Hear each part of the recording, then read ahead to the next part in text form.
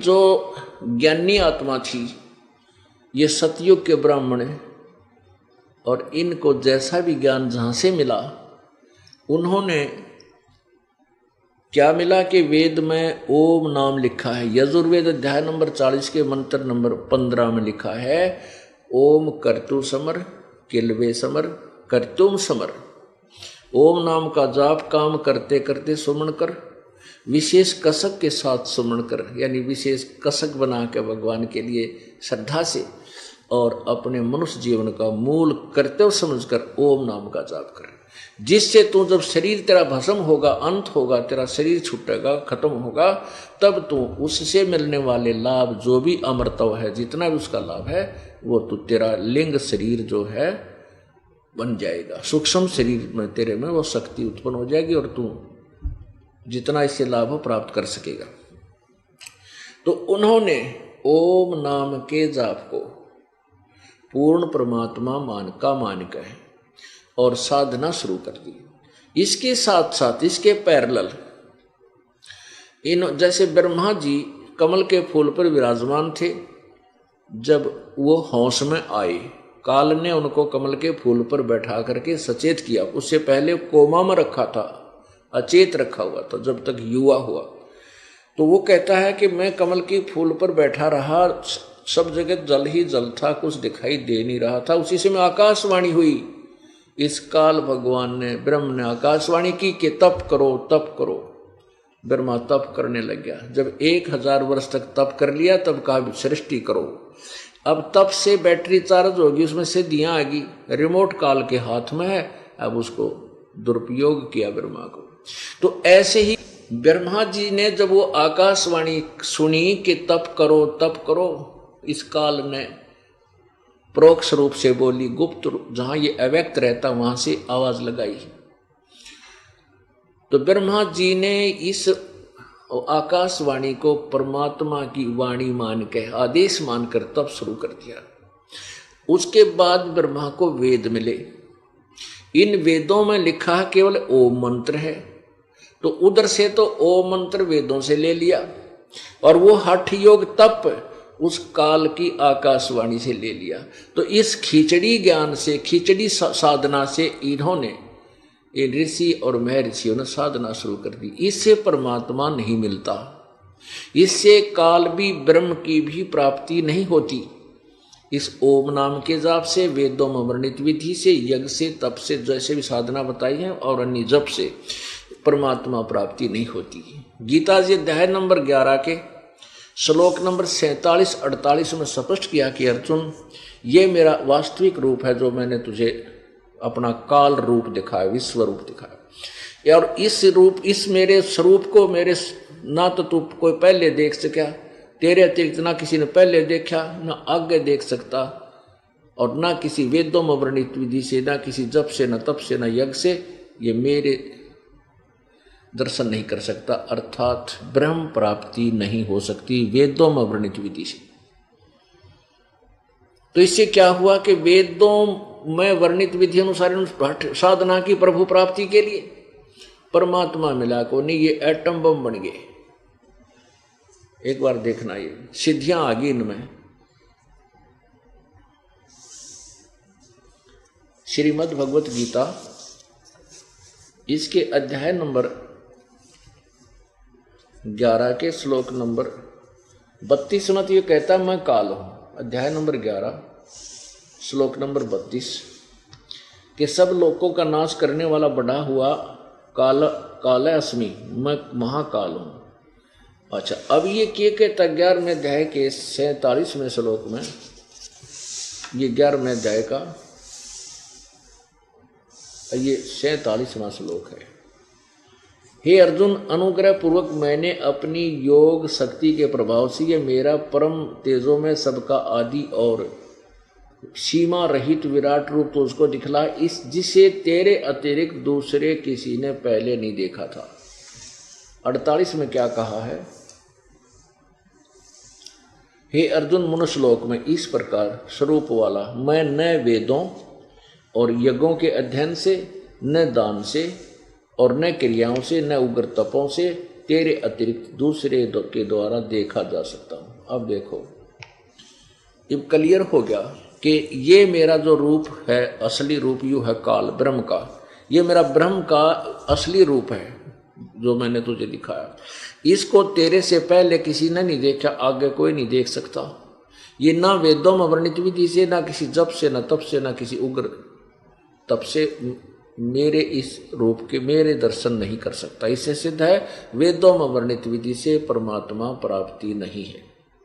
तो इन्होंने कोशिश तो की, कहते हैं ज्ञानी आत्माओं ने, ये चौथे नंबर के जो ब्रह्म साधना के में लगे हैं, इन्होंने साधना तो की, परमात्मा प्राप्ति के लिए प्रयत्न किया, लेकिन तत्वदर्शी संत ना मिलने से ये अपने आप निष्कर्ष निकालकर वेदों से ओम मंत्र ले लिया और ब्रह्मा जी से वो तप ले लिया। तो इन दोनों का खिचड़ी ज्ञान बनाकर साधना की, इसे परमात्मा मिलानी, इनमें सिद्धियां आ गई और इन सिद्धियों से जादू जंतर दिखा के और दुनिया को, भोली जनता को प्रभावित करके अपने पीछे लगा लिया और जनता उनकी पूजा करने लगी। आप भी नरक में और गेले पूरे अनुयायियों के समुदाय को लेकर डूब गए। ओए होए, परमात्मा परमेश्वर कबीर जी ने जो निर्णायक ज्ञान दिया पुण्यात्माओं, ये शुद्ध घी देसी घी जो गाय भैंस का होता है ये है, और जो अन्य संतों ने जो दिया वो कति गोबर ज्ञान समझ लो, गोबर। अब आपको निर्णय हो जाएगा, बिल्कुल निसंशय हो जाओगे सत्य और असत्य से। अब देखिएगा गीता जी अध्याय नंबर 7 के श्लोक नंबर 18 में निर्णय होता है। ये देखो अध्याय नंबर 7, पहले 16-17 देखो, 7 के 16 और 17। हे भारतवंशियों में श्रेष्ठ अर्जुन, उत्तम कर्म करने वाले अर्थार्थी, आरथ, जिज्ञासु, यानी यहाँ तक तो ब्रह्मा विष्णु महेश तक की पूजा करने वालों को तो कहा दूषित कर्म करने वाले, यानी शास्त्र विधि को त्याग के। गीता जी अध्याय नंबर 16 के श्लोक नंबर 23 में किया कि शास्त्र विधि को त्याग कर जो मनमाना आचरण यानी पूजा करते हैं, उनकी ना कोई गति होती है, ना उनका कार्य सिद्ध होता, ना कोई सुख प्राप्त होता है, यूजलेस। तो इसलिए गीता जी अध्याय नंबर 7 के श्लोक 12 से 15 में तीनों गुणों रजगुण, ब्रह्मा, सतगुण, विष्णु, तमगुण, शिव जी की साधना करने वालों को, उन्हीं तक सीमित रहने वालों को कहा है कि वो असुर स्वभाव को धारण किए हुए मनुष्यों में नीच दूषित कर्म करने वाले मूर्ख लोग मुझे भी नहीं बजते हैं। आगे लिखा, जो वेदों से प्रारंभ होती है साधना, वो जैसे आपको हम मंत्र देते हैं ओम तत्सत, ये 2 गुप्त मंत्र हैं, तो ओम वेदों का मंत्र है। तो कहते ये सुकृत कर्म है, ये करने वाले अच्छे कर्म है, ये साधना के प्रारंभिक सत्य मतलब ठीक कर्म है। तो इसमें लिखा है जो सुकृतिन, जो उत्तम कर्म करने वाले भी 4 प्रकार के हैं। वेदों से जो प्रारंभ करते हैं अपनी भक्ति, वो 4 प्रकार की। देखिए 7वें अध्याय का 16वां, ये भारतवंशियों में श्रेष्ठ अर्जुन, उत्तम कर्म करने वाले अर्थार्थी, आरत और जिज्ञासु, अर्थार्थी, आर्थ और जिज्ञासु और ज्ञानी, ऐसे 4 प्रकार के भक्तजन मुझको भजते हैं। अच्छा 17वें में कहा कि उनमें नित्य मुझ में एक ही भाव से स्थित ज्ञानी, अनन्य प्रेम भक्ति वाला ज्ञानी भक्त मुझे प्रिय है, अति उत्तम है, क्योंकि मुझको तत्व से जानने वाले ज्ञानी को मैं अत्यंत प्रिय हूँ और वह ज्ञानी मुझे प्रिय है।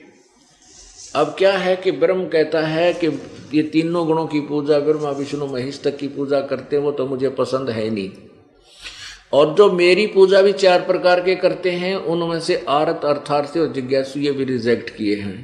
केवल ज्ञानी जो आत्मा है वो मुझे पसंद है, क्योंकि वो मेरी ही पूजा करते हैं, ब्रह्म की साधना करते हैं, और वो उनको मैं अच्छा लगता हूँ और मुझे वो प्यारे लगते हैं। आगे देखो, उनके विषय में बताया कि ये ज्ञानी आत्मा है तो उद्धार नेक आत्मा है, परंतु ये तत्वदर्शी संतना मिलने के कारण मेरे वाली घटिया अनुत्तम अश्रेष्ठ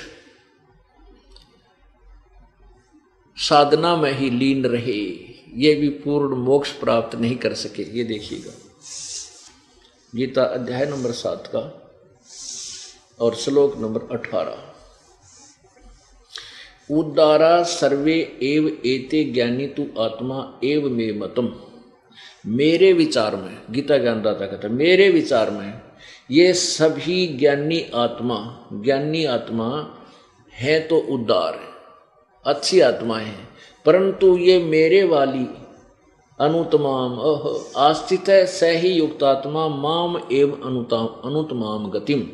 ये सभी, परंतु ये आस्थित है स ही युक्तात्मा, ये भगवान की भक्ति में लीन आत्मा मेरे वाली अश्रेष्ठ गति में ही आश्रित रही। इसका अर्थ अनुतमा माने अश्रेष्ठ, घटिया होना चाहिए। तो इन्होंने यहाँ भी अड़ंगा किया अनुवाद का। देखो, ये सभी उद्धार हैं, परंतु ज्ञानी तो साक्षात मेरा ही स्वरूप है, यह ऐसा मेरा मत है। इनका अनुवाद सुना रहा हूँ, फिर ये दास बताएगा आपको। क्योंकि यह वह मन बुद्धि वाला ज्ञानी भक्त अति अनुत्तमा माने अति उत्तम गति स्वरूप मुझमें ही अच्छी प्रकार सतीत है। अनुत्तमा माने अति उत्तम लिखा है, अतरा गजब। अनुत्तम माने चौथी कक्षा के बालक ने पूछ ले, श्रेष्ठ। उत्तम माने अच्छा, और अनुत्तम विपरीतार्थक शब्द है जो अच्छा नहीं है, व्यर्थ, घटिया। और इन्होंने अनुत्तमाम का अर्थ लिखा है सर्वश्रेष्ठ, अति उत्तम। इन्हें न्यो अड़ंगा कर रखा। सारे अनुवाद जहां भी ये विचलित हुए वहीं उल्ट ठोक दिया, और घोड़ी आत्माएं इसी अनुत्तम के अर्थ को अति उत्तम मान कर पढ़ते रही। अब यहाँ एक समय दास ने समाचार पत्रों में निकलवाया यही कि मैं आसाराम जी ने लिखा है अनुत्तमा 7वें अध्याय के 18वें श्लोक का अर्थ अति उत्तम, और इसका बनता अनुत्तम का अर्थ अश्रेष्ठ होता है। औरों भी कईयों के इन सब का रेफरेंस दे करके विज्ञापन निकलवाया। और आसाराम जी सत्संग कर रहे थे रेवाड़ी में, उनके पास वो पहुंचा तो उन्होंने फिर अपना प्रवचनों में इस दास के बारे में अच्छी बुंडी कही, और क्या कहेंगे, गालियाँ देंगे जब इनका ज्ञान की पोल पाइट की। कहता है एक वरोतक के पास बैठा है भोंदू, वो कहता है अनुत्तम माने अश्रेष्ठ होता है। भगवान किसके लिए कहे, वर्ज माने जाना कहता है, भगवान किसको कहेगा, किसकी शरण में जाने को कहेगा। देखा उसकी बात। अरे पेरडे, जब तुमने इतना ज्ञान है, जब ज्ञान तो तुमने कहेगा है ही नहीं, तो वो भगवान, वो कृष्ण जी ने सुप्रीम पावर मानकर उससे पर सारा सेरा बांध रखा था कि कृष्ण जी ज्ञान बोल रहे हैं और वो तो सुप्रीम पावर है, ये किसके विषय में कहेगा जाने के लिए। अब श्री कृष्ण जी तो श्री कृष्ण जी थे, बस इतने काफी। अब देखो, इसका अर्थ सीधा बनता है कि वो ज्ञानी आत्मा है तो उद्धार नेक आत्मा है, प्रभु के लिए समर्पण कर दिया। चाहे उनका शीश भी जाट, हजारों वर्षों तप किया, सूख के काटा हो गए, मरने चाहे जीवन भगवान के लिए समर्पण थे। लेकिन उनको तत्वदर्शी संतना मिलने से वो मेरे वाली अनुत्तम अति अश्रेष्ठ साधना में ही लीन रहे। अब 19 में मैं क्लियर करेंगे, होगा ये स्पष्ट।